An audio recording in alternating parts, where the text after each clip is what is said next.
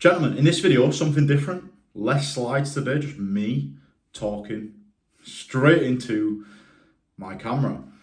The aim of this video is to highlight the importance of training intensity, especially as you get over the age of 40. The reason for this is when we get to about the age of 40, the research shows that our hormones and our type 2B muscle fibers are on a decline. And the decline is about 1% per year, about 10% per decade. However, our younger counterparts, 20-year-olds, 25-year-olds, their hormones are so elevated. So what do we do as we're getting on a bit to counteract this decline, which they don't have to worry about? Well, this is what brings me to what I believe to be the most important part of this puzzle. And it is the most commonly overlooked. As people get on a bit, what do? They train less intensely, with less determination, with less aggression. Because there's a misconception that it's risky. Now the younger lads, 20-year-old, 25-year-old, with elevated growth hormone levels, elevated testosterone levels, they can train at 70% intensity, 75% intensity, maybe even 80% intensity, and get extremely good results. But you, as someone that's getting on a bit, cannot train at them low intensities and expect results. You need to drive these results with such ferocious intensity that you leave no question to whether you're going to get strong muscles and strong joints. Because everything is stacked against you. Does that make sense? So intensity is the most important thing. And you can research all you want. You can watch all the YouTube videos you want. You can have all the knowledge, all the strategy. But if there is not an underlying intensity from every working set that you do in the gym of 90 to 95%, what does that look like in the real world? Well, when you finish a working set in the gym, you should be thinking, I would have struggled like fuck to do another 1 rep there. And I probably would never in a million years would I have achieved an extra 2 repetitions. So bringing it back to you again, especially after hearing everything about, getting old, my back's fucked, my knees are fucked, my shoulder's fucked. Trust me, all you need to do is find a start point. As people have, stepped away from strength training for a decade and started prioritizing family life, whatever it might be, whatever your excuses are, you just need to establish a start point. And that start point is probably not going to be your start point 20 years ago. Do you know what I mean? It is your start point now based off your current strength levels and your current mobility levels. Of course, in this scenario, I'm going to be recommending a gym membership. But the gym is a complex place. And there's a lot of machines and there's a lot of muscles that need training. Where do you start to prioritize your start point? Well, you break the body down into the main joints and you establish a start point for each major joint. Establish a start point for your knee joint. Establish a start point for your hip joint, shoulder joint, and lower back. That's 4 areas. Basically, you're just establishing, can I do these movements through a full range of motion pain-free? At 90 to 95% intensity. Men, if you are not training at 90 to 95% intensity, you are doing a warm-up set, especially if you're watching this and you are over the age of 40. How many people do you know your age that are natural, that are going into the gym, mincing, 50, 60, 70% effort, and they have had no results for the past decade.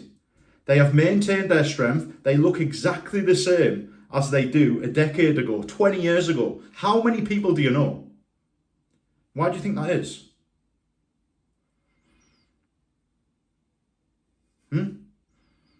Effective strength training is the solution, gentlemen. I swear to God. And it is crucial that you train more intensely than the younger little fuckers that get given everything for free. They're not on the decline. You are on the decline. You are now on the clock. Now is the time to start training intensely. What do I mean by that? I don't expect you to go straight into the gym and do movements that are way beyond your current capabilities. You have to be sensible at the start, and you have to establish a start point based off the current strength of your joints and the current mobility of your joints. There is a start point for everybody. Just because your mate is doing deadlifts on this, just because your other mate is doing squats on that, I couldn't give a fuck. You have had a different decade to them. Your new limitations or your new current strength levels or mobility levels are different to everybody in the gym.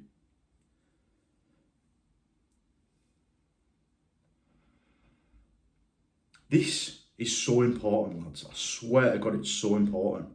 And it's just a decline that is happening so commonly. And you're probably watching this video laughing that it's true. As you get older, the less intense you train, because there is a misconception that intensity leads to further pain. Joint pain means that joint is weak. How do we get strong? By training it hard.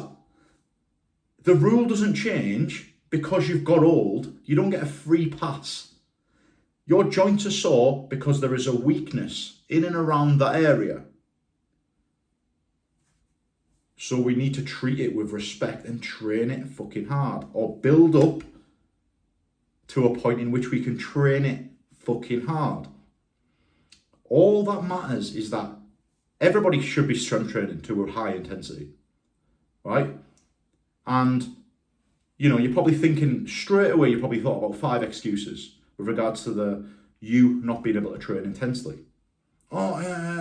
Listen.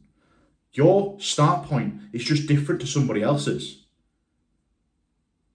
So what's to say that you cannot do a lunge body weight to 95% intensity, right? And then you might come back at me and say, yeah, but my balance is really bad. Okay, use a wall for assistance. Still get that intensity through the knee joints, the hip joint.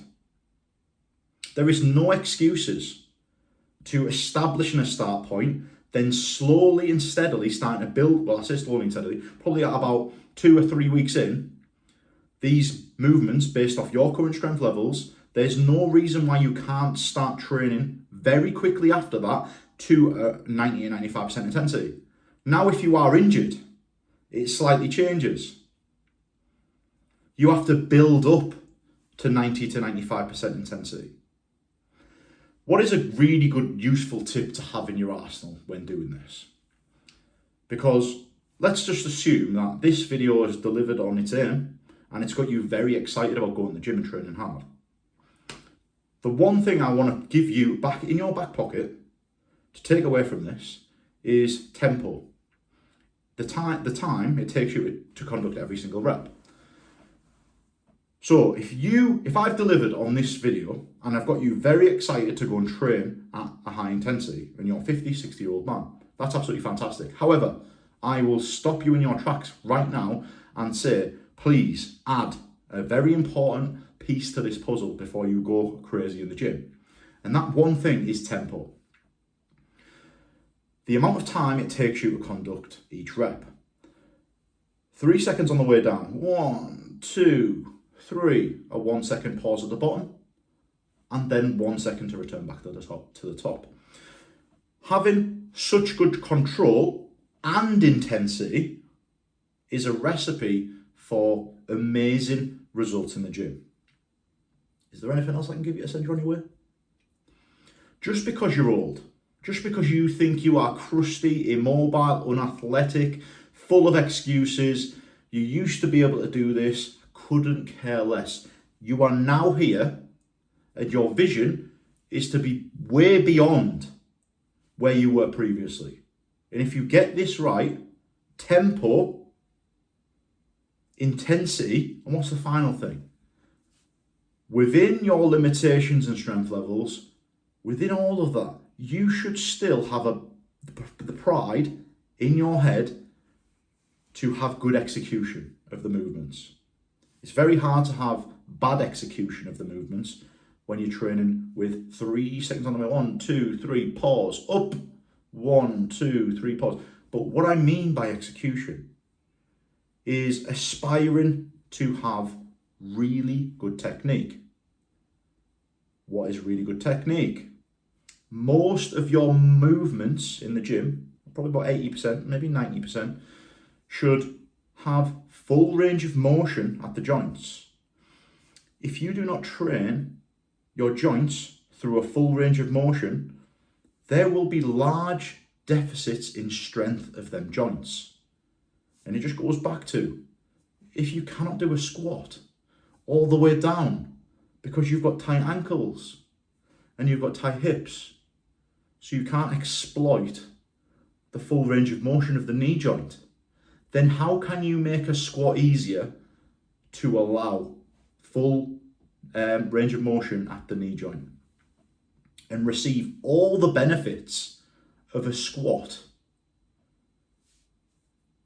Do you know what I mean? You just got to establish your start point and forget about ego, because your ego will come as you start to get really strong throughout your movements, your limitations, your current mobility level, age, training experience. It's not that complicated. You just got to go in the gym and you've got to train your joints fucking hard. Yeah? And the only difference is, if you're currently injured, you have to earn the right to train hard. If you are not injured, you can go into the gym and train hard. You are going to be sore. Absolutely. What is the issue with having your joints and your muscles sore from a training session? When you're in the gym, you have control of all the variables. Every second of the repetition, you have full control. Especially with tempo, you've got the execution. Yeah, you're training hard, but you're doing it safely because you're in control of all the variables. Now, when you take that fundamental strength in your joints out of the gym, apply it to the real world, you have a massive safety buffer to reduce the chance of you getting any injuries and stuff like that. Short and sweet today, gentlemen, but hopefully you appreciate it. Hopefully it gives you a bit of a kick up the arse and a bit of confidence to train hard in the gym. If all else fails, you should be training very hard in the gym. Just like any endeavor, nothing in this world is free. Like, for example, guitar, right? Guitar here. I've played guitar for the past 12 years. Out of them 12 years, I've only grafted my fucking bollocks off for about 3 years of that 12-year period. And that is where I had most of my growth. The rest of it, I've just stayed the same because I'm doing the same movements, I'm doing the same songs, I'm having fun, I'm not really training intensely. Intensity is the most important thing to getting stronger muscles, and the muscles support the joints. You can train your tendons and ligaments. The misconception that you cannot get stronger joints is absolute bollocks.